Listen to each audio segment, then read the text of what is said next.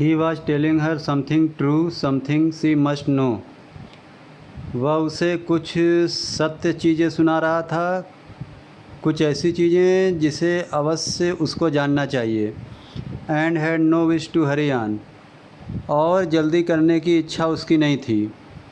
But down stair a chair scraped, लेकिन सीढ़ियों के नीचे एक कुर्सी खिंची या खींच कर ले जाई गई। And he realized he must go down to help Claire paint the living room would work.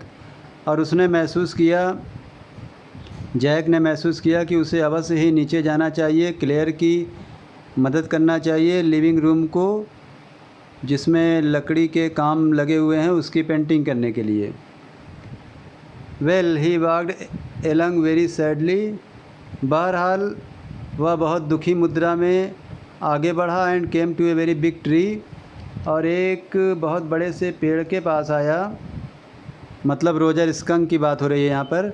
And in the tip top of the tree was an एनार्मस wise old owl, और पेड़ के बिल्कुल शिखर पर एक बहुत बड़ा बूढ़ा उल्लू था। गुड, अच्छी बात है। Mister owl, Roger skunk said.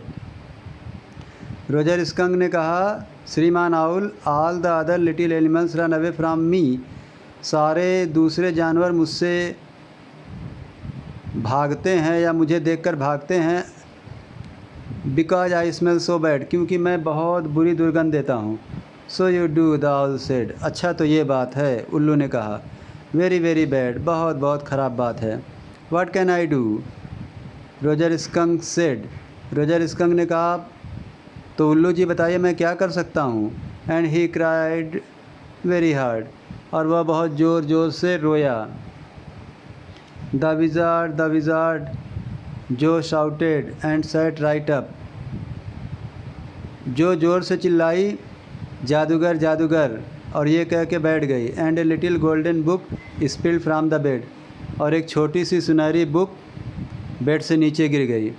Now Jo daddy is telling the story, do you want to tell daddy the story.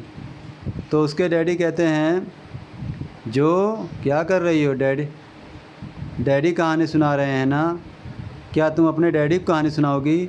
No you मी, नहीं आप मुझे सुनाएंगे। Then lie down and be sleepy, तो फिर लेट जाओ और सो जाओ। Her head relapsed on to the pillow and she said, उसका सर तकिए के ऊपर रखा गया, या उसने अपना सर तकिए पर रख दिया। आउट ऑफ योर हेड, अपने मन से सुनाइएगा। वेल ठीक है। The owl thought and thought, उल्लू सोचा और सोचता ही गया। एट लास्ट ही सेड, अंत में उसने कहा, why don't you go to see the wizard. तुम विज़ार्ड से मिलने क्यों नहीं जाते हो, जादूगर से मिलने क्यों नहीं जाते हो। उल्लू ने रोजर स्कंक से कहा। डैडी, तो जो कहती है डैडी, तो डैडी कहते हैं वाट, क्या। फिर क्या होता है, आर मैजिक स्पेल्स रियल, क्या जादू का प्रभाव वास्तविक होता है। This was a new phase, यह एक नया पहलू था। Just this last month a reality phase, बिल्कुल पिछले मंथ ये एक वास्तविक पहलू था। When he told her spiders eat bugs, जब उसने अपनी बेटी को कहानी सुनाया था कि मकड़ियाँ खटमल को खा जाती हैं। She turn to her mother and asked, वह अपनी माँ की तरफ मुड़ी और पूछा, डू दे रियली, वास्तव में ऐसा होता है, मतलब मकड़ियाँ खटमल को खा जाती हैं। And when Claire told her God was in the sky, और जब क्लेयर ने उसे बताया कि ईश्वर भगवान में कि आसमान पे ईश्वर होता है। एंड ऑल अराउंड देम, और उनके चारों ओर होता है। She turn to her father and insisted, वह अपने पिताजी की तरफ मुड़ी और जिद करती हुई बोली, with A sly yet eager smile, थोड़ा सा हिचकते हुए लेकिन उत्सुकता की मुस्कुराहट लिए हुए, इज ही रियली, क्या यह सच है। They are real in story, Jack answered curtly, ये सब बातें कहानियों में सच होती है, जैक ने संक्षेप में उत्तर दिया। She had made him miss a beat in the narrative, इस तरह से जो ने अपने पिता जैक को कहानी सुनाने में थोड़ा सा भटका दिया था। द आउल सेड, फिर कहानी आगे बढ़ती है। उल्लू ने कहा, go through the dark woods under the apple trees on to the swamp over the creek. उल्लू ने कहा कि अंधेरे जंगलों से होकर जाओ, सेब के पेड़ के नीचे से होकर जाओ, दलदलों से होकर जाओ और नदी को पार करते हुए जाओ। व्हाट्स ए क्रिक? तो फिर इस बात पर जो पूछती है अपने पिता जैक से, ये क्रिक क्या होती है? तो पिता क्या जवाब देते हैं? ए लिटिल रिवर, एक छोटी नदी होती है। Over the creek and there will be the wizard house. फिर कहानी आगे बढ़ती है। नदी पार करने के बाद फिर वहाँ एक जादूगर का घर मिलेगा। And that is the way Roger Skunk went. और फिर उसी तरह से रोजर स्कंक चला गया। And pretty soon he came to a little white house. और बहुत जल्दी ही वह एक छोटे से सफ़ेद घर के सामने पहुंचा। And he rapped on the door, और उसने दरवाज़ा खटखटाया।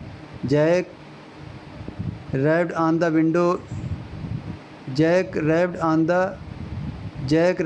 The window sill and under the Jack rapped on the window sill and under the covers Jo's tall figure clenched in an infantile thrill. इतना कह के फिर जैक ने खिड़की को बंद कर दिया और अपनी बेटी जो के लंबे शरीर को चादर से ढक दिया। अब उसका बचपने वाला रोमांच से भरा हुआ शरीर ढका हुआ था। And then a tiny little old man came. अब फिर कहानी सुना रहा है। And then a tiny little old man came out. फिर एक बौना सा छोटा सा आदमी बाहर आया। With a long white beard, लंबी सफ़ेद दाढ़ी वाला आदमी था। And a pointed blue hat, और एक नुकीली नीली कलर की हैट पहने हुए था। एंड सेड, और उसने कहा, एह वाट जिस दैट तरीकी, ये क्या है?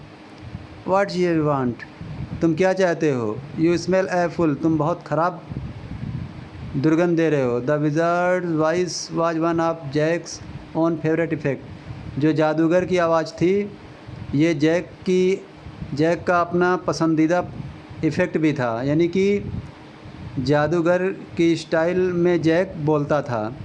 ही did it by scrunching up his face.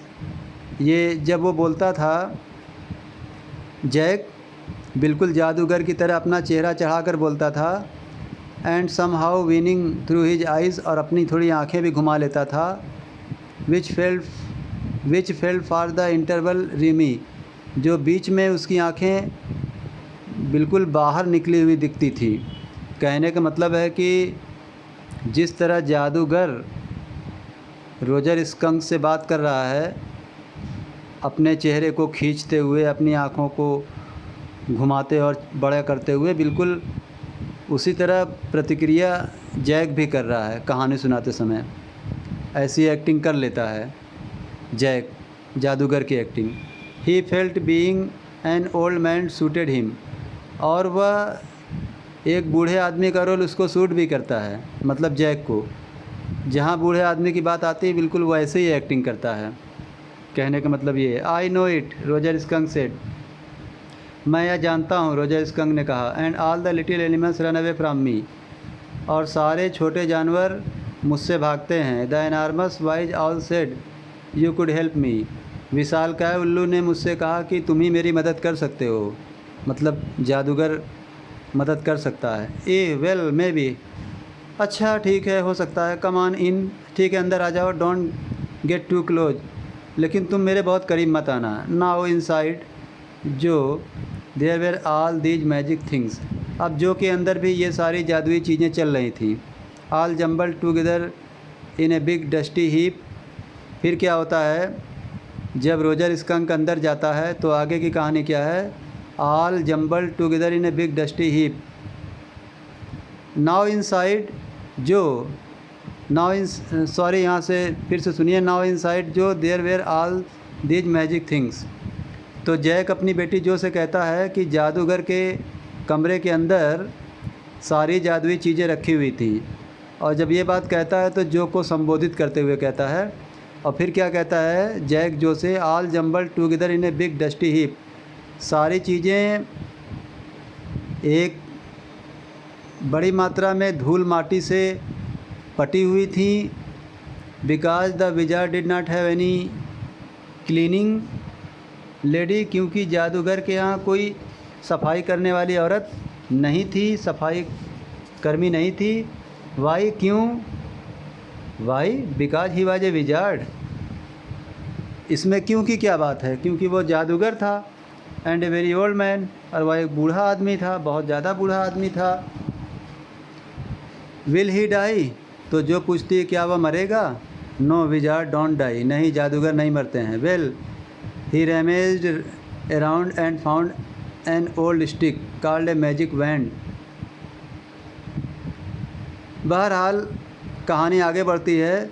जादूगर ने अपने कमरे में ढूंढना शुरू किया और उसको एक पुरानी सी जादू की छड़ी मिली। एंड आस्क रोजर स्कंक, और उसने रोजर स्कंक से पूछा what he wanted to smell like, वह किस तरह की खुशबू देना पसंद करना चाहता है। Roger thought and said roses, Roger skunk सोचता गया और फिर कहा गुलाब की।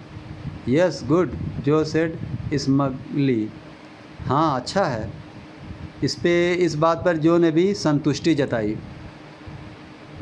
Jack fixed her with a trance like gaze, Jack ने अपनी बेटी जो को ट्रांस लाइक गेज कर दिया, यानी सम्मोहित कर दिया। And chanted in the wizard elderly irritable voice, और उसने जादूगर की बूढ़ी और गुस्से से भरी हुई आवाज़ में एक गाना गाया। एब्रा कैडबरी होकसपू, का मतलब छू मंतर जादू हुआ। Roger skunk how do you do, Roger skunk तुम्हें नमस्कार। रोजेस बोजेस पुल एन ईयर, का मतलब यह है कि तुम्हारी खुशबू गुलाब जैसी हो जाएगी और सबको गुलाब जैसा ही लगेगा। Roger skunk you never fear, Roger skunk तुम्हें डरने की ज़रूरत नहीं है। बिंगो एक गेम होता है, यानी जादुई भाषा में एक गेम की बात करता है जादूगर। यही सब बातें गाना गा करके जैक अपनी बेटी जो को सुनाते हैं। ये गाना जादूगर का है जिसको जैक खुद गाकर अपनी बेटी को सुनाते हैं। तो स्टूडेंट्स, ये आपका पार्ट समाप्त हुआ। Thank you.